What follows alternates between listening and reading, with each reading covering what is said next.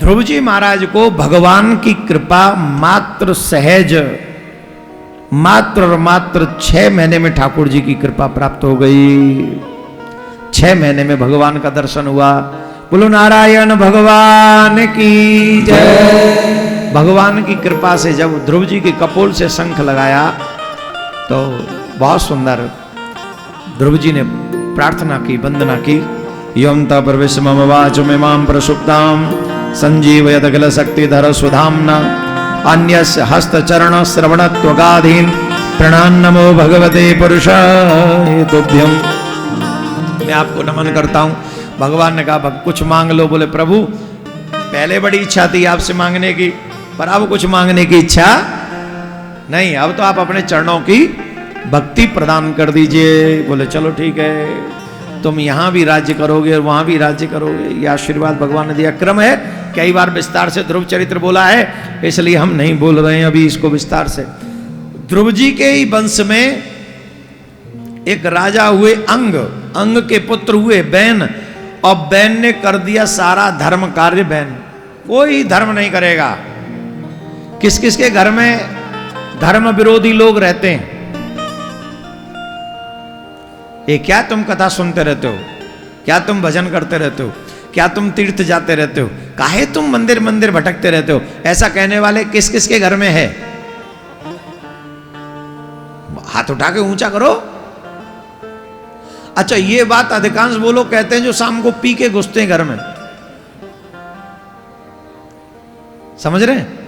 शाम को पी के घुसते हैं और फिर कहते तुम पता नहीं क्या कथा के चक्कर में रहते, बाबा जी बनोगे क्या? उनसे पूछो क्यों तुम 24 घंटे शराब के चक्कर में रहते हो? नाली के कीड़े बनोगे क्या?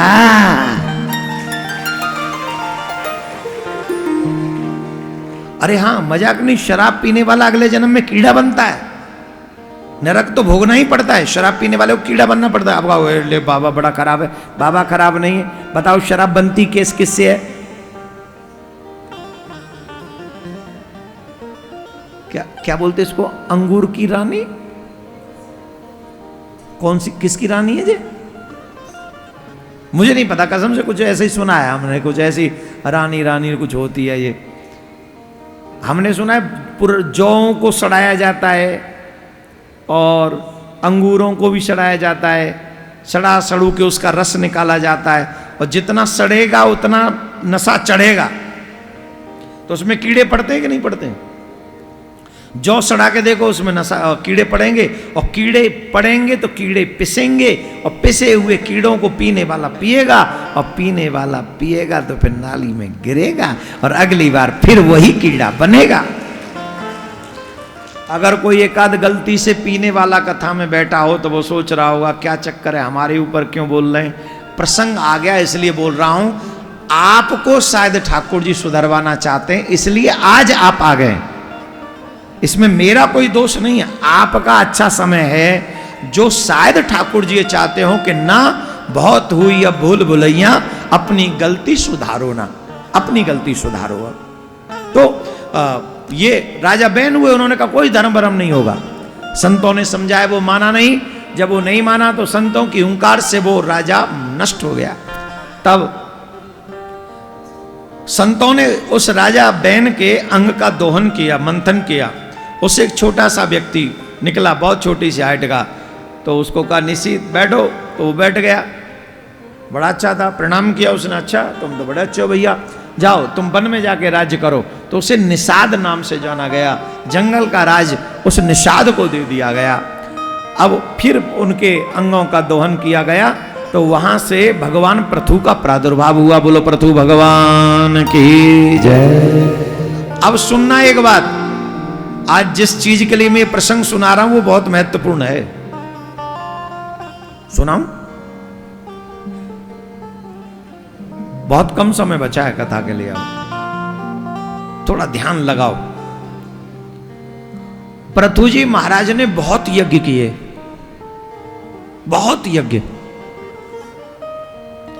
और बहुत यज्ञ करने के बाद यज्ञ भगवान प्रकट हुए। भगवान ने कहा हमसे वरदान मांगो। तो पृथु भगवान ने क्या मांगा? जानते हो, पृथु भगवान ने मांगा मुझे 1000 श्रवण प्रदान करिए जिससे मैं आपकी कथाओं का नित्य रसास्वादन करता रहूं। कितने? हमारे कितने?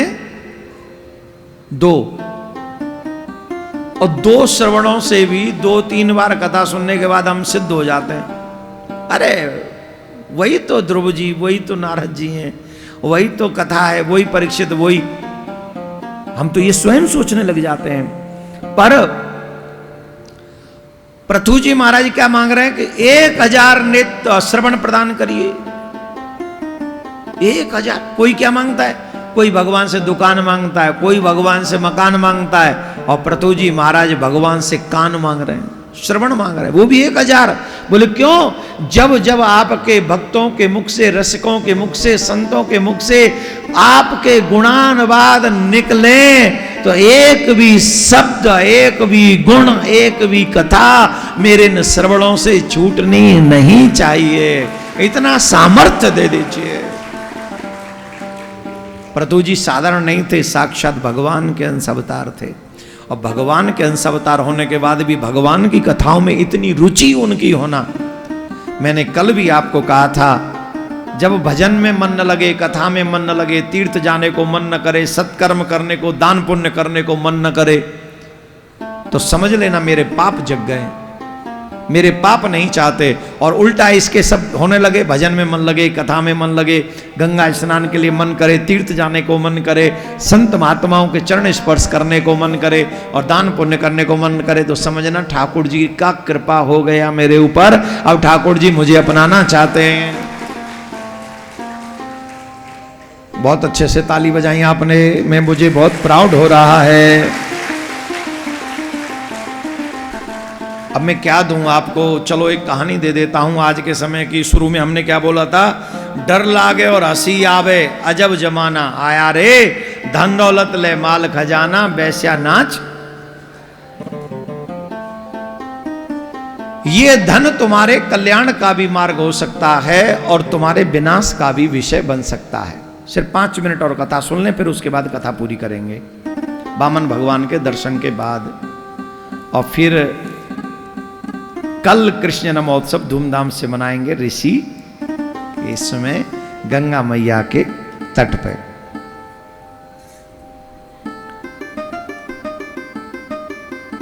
कथा सुनाऊं? बहुत अच्छी है कथा। ये संसार का कलयुग का ही प्रभाव है कि हम कलयुग के प्रभाव से सत्कर्म से दूर भाग रहे हैं और बुरे कर्म में मन लग रहा है। यहां पर कौन कौन पैसे वाले बैठे हैं? जो धनवान बैठे, अरे जिनके पास 10-15 लाख रुपए हो, मैं करोड़ों की बात नहीं कर रहा हूं, जिनके पास 10-15 लाख रुपए रहते हो, आते हो जाते हो, ऐसे पैसे वाले कौन कौन बैठे हैं? सब कंगाले ही बैठे हैं का? हैं? सब मेरे बट में आ गए का ऐसे? ऐसा तो नहीं 10-15 लाख भी ना हो, करोड़ों होंगे, पर वो इनकम टैक्स वाला कोई नहीं है यहाँ। कैमरे वाले को कह रहे भाई इधर को मालूम है, इधर अब तो उठाओ, किस किस पे 15-20 लाख रुपए पड़े होंगे।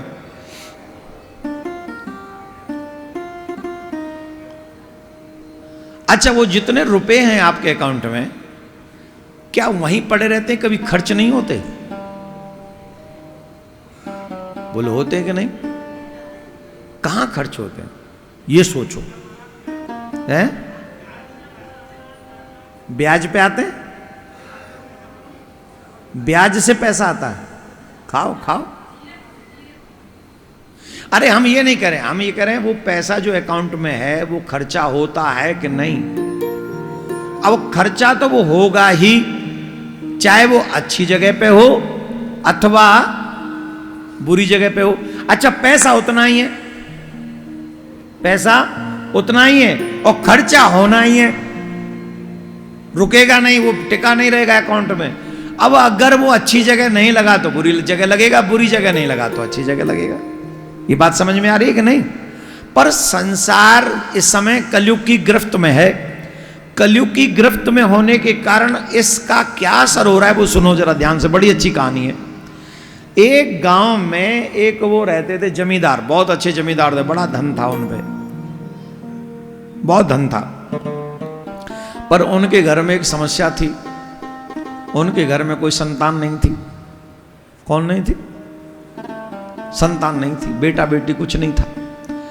अब बड़े दुखी हुए, दुखी तो रहते ही थे। उसी गांव के पास में वन था, वन, और उस वन में एक महात्मा रहा करते थे। और महात्मा अहरनिश राम राम राम राम सीताराम सीताराम सीताराम सीताराम करते थे। और महात्मा बड़े सिद्ध थे और धीरे धीरे उनकी ख्याति गांव में आसपास फैलने लगी। तो एक बार ये जो जमींदार महोदय थे जिनके संतान नहीं थी, इनको भी सुनने को मिला कि महात्मा बड़े सिद्ध हैं, एक बार आशीर्वाद दे दें तो कुछ भी संभव है। अब तो ये मौके की तलाश में रहने लगे। अब जाएं, कभी फल धराएं, कभी कुछ कराएं, थोड़ी थोड़ी सेवा करें, कभी झोंपड़ी की झाड़ू लगाएं, कभी ऐसे। हर दूसरे दिन वो जमींदार वहीं दिखे, हर दूसरे दिन जमींदार वहीं दिखे। तो एक दिन संत ने पूछ लिया, अरे क्यों मेरे पीछे पड़ गया, क्या बात है, क्यों तू बार बार आता है? तो हाथ जोड़ के खड़े हो गए जमींदार साहब। बोले महाराज मैं बड़ा दुखी हूं। महात्मा बोले कौन सुखी है? संसार में आए, दुखालय है, सब दुखी होंगे। अरे महाराज मैं बड़ा दुखी हूं। क्यों दुखी है? बोले कोई संतान नहीं है। अरे संतान नहीं तो इसमें क्या दुख की बात है? अरे तेरे ऊपर कोई बंधन नहीं, भगवान का भजन कर, इसमें क्या दुख की बात? अरे महाराज कोई सुख नहीं है बिना संतान के, बिना पुत्र से गति लोके। गृहस्थ में चले जाएं तो पुत्र का होना परम आवश्यक है, एक पुत्र तो होना ही चाहिए महाराज, कम से कम वंश चले। अरे तो जाओ व्यवस्था करो। बोले महाराज मैंने बड़ी आपकी कृपा सुनी, आप कुछ कृपा कर दो। हमने सुना जिसे भगवान नहीं देते उसे संत दे देते हैं। अरे हम ऐसे संत नहीं, हम नहीं देते कुछ। अरे बाबा कृपा करो। बाबा पीछे पड़ गए तो संत ने एक फल उठा कर दे दिया, जा खिला दियो अपनी पत्नी को, भगवान कृपा करेंगे।